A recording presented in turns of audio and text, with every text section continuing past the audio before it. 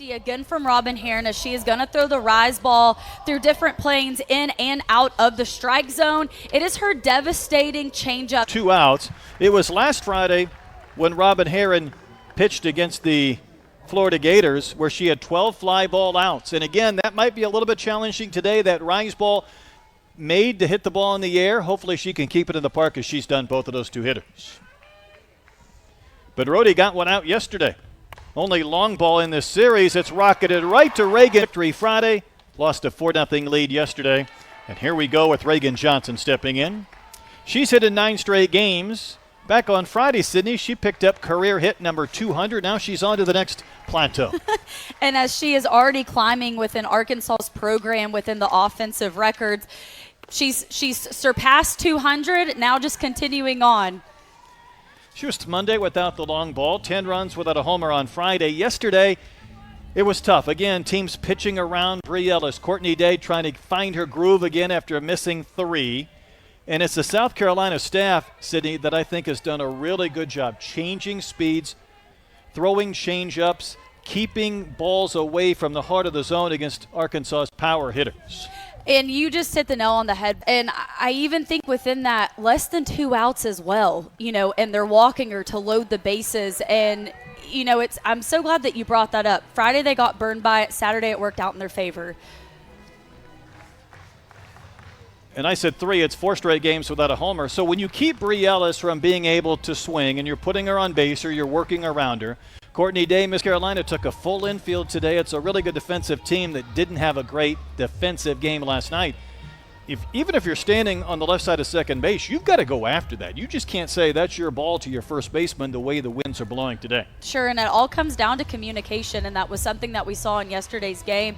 It is effectively communicating, especially when the wind is as muddy. And Coach Chastain Wooder, one thing she talked about is, to her, the pitching staff is very slim, but the effectiveness that they are able to create with all 5 pitchers pitching by committee, it's what has led them to the success throughout this season. And her goal this entire season is to get the pitchers out on the field as much as possible, outside of on the field in game, spending as much time with them as she can during practices. And where you feel as though the time is right, but it's a gamble that you're taking as a coach. Do you leave him in a little bit longer? Do you go ahead and take him out? You don't know what the outcome is going to be. There's no crystal ball. Here's Wyckoff, and the pitch is up and out. I think Courtney Deifel going through a little bit of that as well. Did I bring the right pitcher in at the right time? It's part of the ebbs and flows. It's why these pitching coaches and head games to the Razorback baseball team, all 3 I think were really close. She's found a way to get a win, now trying to get 2. And one thing that I think is so incredible that she made the point on our call before coming into this weekend is with her husband coaching in Charlotte, her being at South Carolina, them only getting a limited amount of time of seeing each other, is that they don't bring home their loss. This ball is a little bit elevated in the zone. Her barrel so quick to contact and through extension. She knew right as she was rounding first base. And here's Blankenship, a talented shortstop, who's batting .298 with her bat. A chance it doesn't work out. Another pitcher who didn't have success gets thrown in, and she does, but it's never quite the one you expect. Right, just trying to find a way to get in the groove. And you and I talked about this before the game. She noted a few weeks ago that it was the beginning of the season where she couldn't put pitchers in certain positions because of the run rule victories and the games that they were playing. Well, now that they've gotten into SEC play, exactly what Brett is, as we know, this game has evolved so much where it has become so offensive. And when you get into SEC play and every pitch is pressurous, every at-bat inning is pressurous, you're facing the best hitters. The SEC is a very tough conference. And so to say gaining momentum from one week into the next, it can be a difficult task. It can be. You don't want to be too fine and risk putting run on the hill. And here's Courtney Day, batting in the bottom of the second. Day 3 for 8, 3 runs batted in this series, back in the lineup.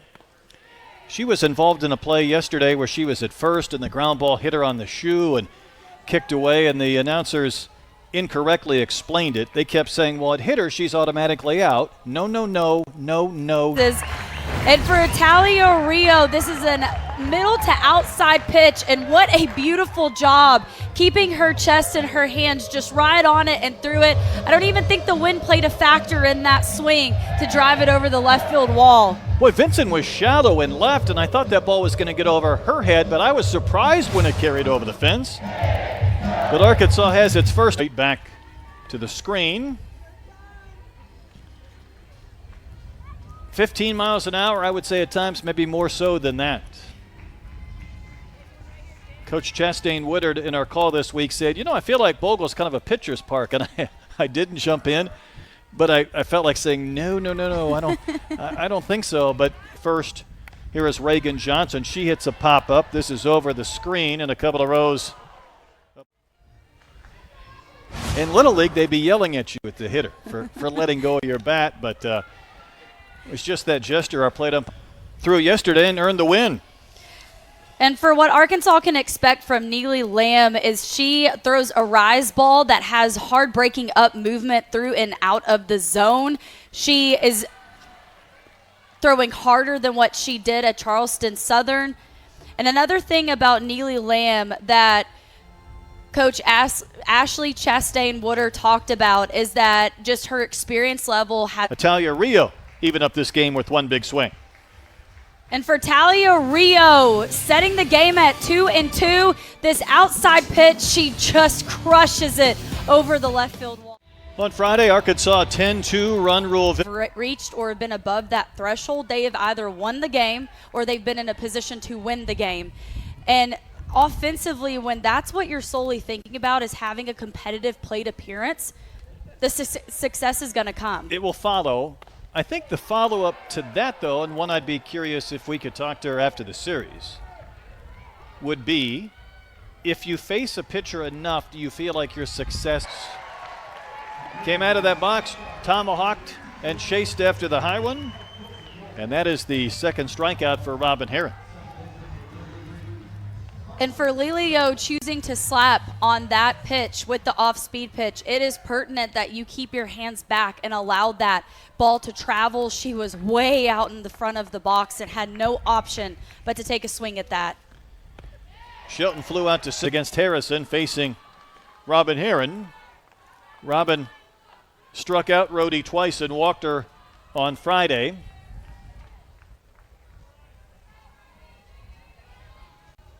Two-two game in the third. South Carolina trying to jump back in front, and look where Kennedy Miller had set up with first base open. I don't think there's a great miss. It's been fantastic. Now, yesterday, one of those pitches squirted through the legs of Kennedy Miller, went to the backstop, a run scored. When you throw it with the bases loaded, a runner at third base, you want your catcher to smother it. Be curious to see what she does here. 0-2, way ahead in the count. She threw it again, and Kennedy blocked it. In which throw comes home, you're not even in position to catch. She was about 2 feet off the plate. I'm sure with trying to communicate to her not to make the throw, she wasn't anticipating it. And that ground ball was very soft. It wasn't a firm hit ball. So when it's soft like that, the runner at third base is gaining ground, running home, flipping it to Bri Ellis, you get an out. You get the out, and then you're in a position to maybe yesterday. For her senior day, Arkansas doing things a little bit differently where they're not waiting to the final home game to honor all seniors. They're giving each senior their own weekend. So her family in town from Houston. And I love that they're doing that. It makes it so special. Chancey takes high, now the count. And for Blankenship up at the plate, she is a captain on this team. I thought it was so interesting to listen about how they go about their captain system through the nomination process at the end of the fall. They even have to go through interviews to, be selected as a team captain. Comebacker. A throw to Miller. Down to first. The 1-2-3 double. Low in the strike zone. And to go back to her tweet, I just love it because it shows the mindset and mentality of Bri. Gets under one and skies it to center, but playable for Lilio, who makes the catch. And to go back to that thought, I saw her in an interview this past week where she was basically saying, I don't think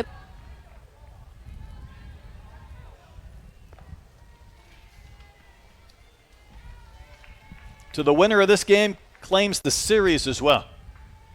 Arkansas has had such amazing success in the road in recent years. I think 16 out of 17 road series. They've been able to get wins even this year at Florida. DeLam as well. South Carolina had a 2-0 lead. Arkansas tied it at 2, and then the Gamecocks back in front 4-2. Trying to keep Arkansas from answering in the bottom of the third.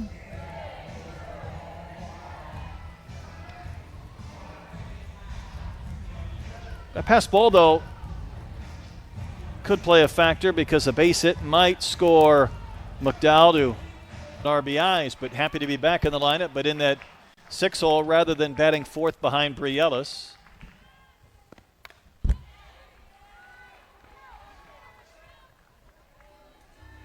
I would say, Sydney, and maybe I'm wrong on this, I believe for Arkansas to have success throughout the year, I think they've got to find that second. Her release point.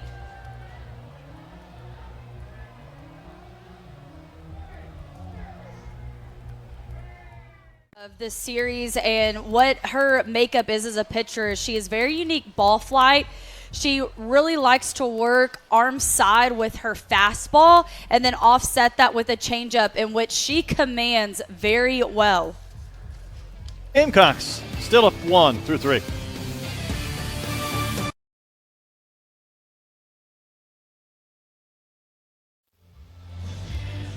South Carolina, they have been through the gauntlet. They went to number 1 Oklahoma, lost those 3 games all by a run, a couple of high-scoring affairs. Took on Texas Tech out of conference, won that series, took down Ole Miss.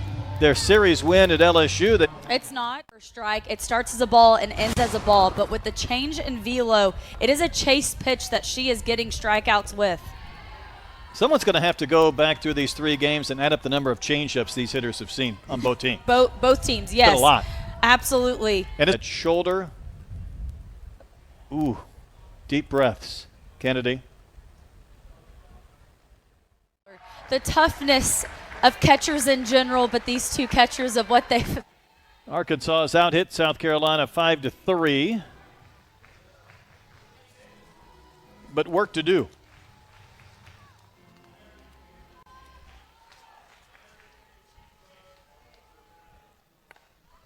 High pop-up. Can we get it, Brett? Oh. That was our chance. The cameras weren't on us, but you just made a great effort. Hitting competition because, Sydney, I'm in it to win it. You go ask her, Brett, but what I'm going to tell you is you rub some dirt on it and you get out there. In training, ready to roll. Already working on a pitching plan because I need something firm. I don't need any loopy pitches. No, you've got to have this. Reagan Johnson came in needing a hit to move into the program's top 10 list all time. Hard to be there. And Kramer takes a strike. Another milestone Arkansas reached, though, back on Friday. They got to their 30th win. They're 30-9 after losing yesterday. That is 8 straight seasons where they have won 30 games, not counting the pitch debris on how they've come down and in or up and in, doing whatever they can to stay away from that hot zone. Even there, she came in and got Bree on those hands to where you hit it foul on the third base side. And obviously, if you're Bree and you get a mistake, you might not get another mistake to hit. Absolutely, and that's one thing of the pressure of pitching to Bree Ellis is you cannot make that mistake. But they have been working hard. Inning tied things up at 4. I don't think we're done with long balls here this afternoon.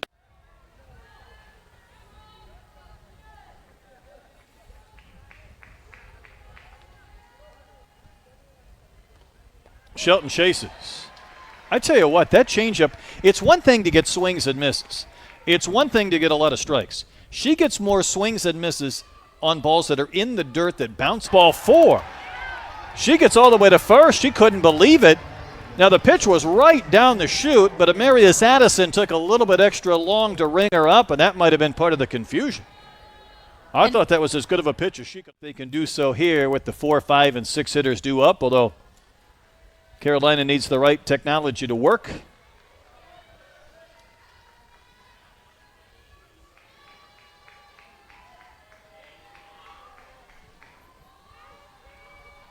Everything came easy for the Razorbacks for that stretch where they had 14 on it. went on to the World Series, and she had 3 consecutive games with homers in Oklahoma City, so she has done it on the biggest of stages under the brightest of lights. Flare out to Vincent in left, who is playing shallow. She'll make the catch. Arkansas hit 3 balls in the air, nothing to show for it. They go in order. Still tied at 4 through in the second. An RBI single in the third, so she's driven in 3 of her team's 4 runs. This will be the 90th for Herron today. Over 230 this weekend. She gets the wave and a miss. Chansey chased the rise ball, and Sydney, there haven't been a ton of pitches up in the zone, but what a time to then watch Bree right in front of her, and then she will charge before the pitch. So Blankenship has to go around Bree, and that one socked to right center for a base hit. Johnson will cut it off. Blankenship goes to third. Back-to-back 2-out singles, and the Gamecocks have runners on the corners. And the go-ahead run standing at third. And this is a solid piece of hitting by her rise ball. She's batting for Kennedy Miller.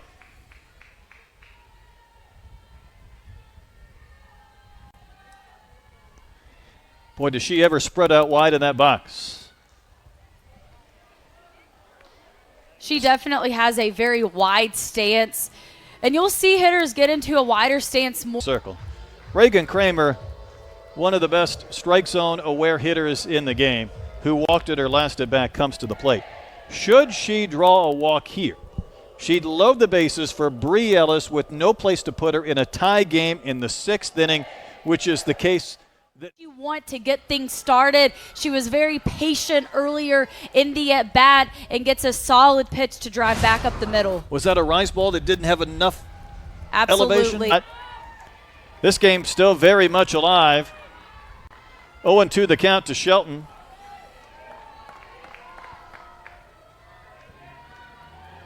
Another big pitch from Herron. Popped up, foul, Ellis over, but it's going to be above the dugout and into the seats. We had Bree Ellis run into a post earlier. She was hit by a pitch. Rhodey hit another bullet that Herron speared. Self-preservation and ball game in one fell swoop. What a way to decide a game in a series. Another rocket back to the circle, and Robin Herron survives. Arkansas wins. Brett, I'm going to tell you the